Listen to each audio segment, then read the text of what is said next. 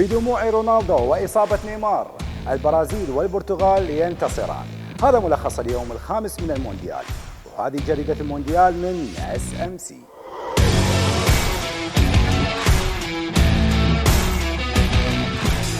اختتمت يوم أمس الجولة الأولى من المونديال ب4 مباريات، وكانت المباراة الأولى بين المنتخب السويسري الذي انتصر بهدف لا شيء على المنتخب الكاميروني.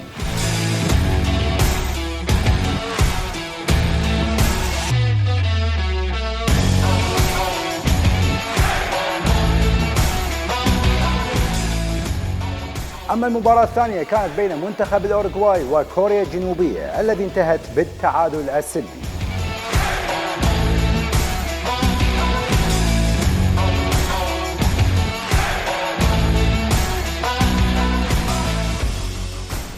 البرتغال وبشق الأنفس تعتلي صدارة مجموعتها بعد الفوز على غانا ب3 أهداف لهدفين. المباراة التي شهدت تسجيل نجمها الأول كريستيانو رونالدو لهدف من ضربة جزاء ليصبح أول لاعب بالتاريخ يسجل في 5 نسخ متتالية من كأس العالم.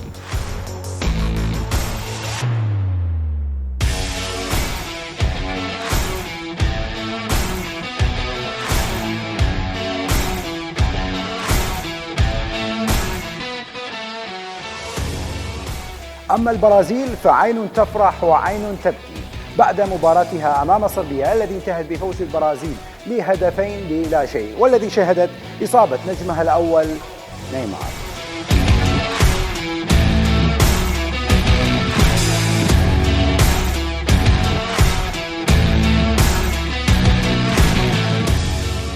مباريات اليوم في بداية الجولة الثانية من المونديال.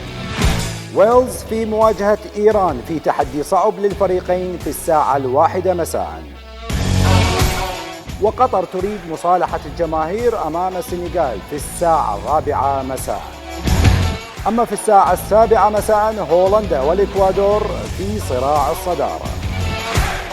ولضمان التأهل إنجلترا في مواجهة الولايات المتحدة في المباراة الأخيرة لهذا اليوم في الساعة 10 مساء.